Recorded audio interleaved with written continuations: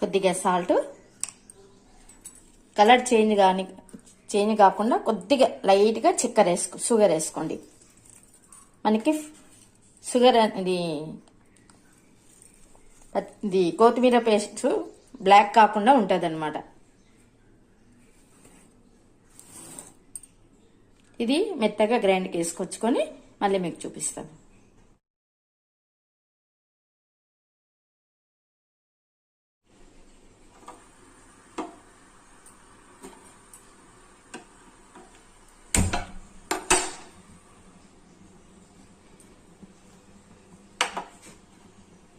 నెయ్యి వేసుకోవాలండి.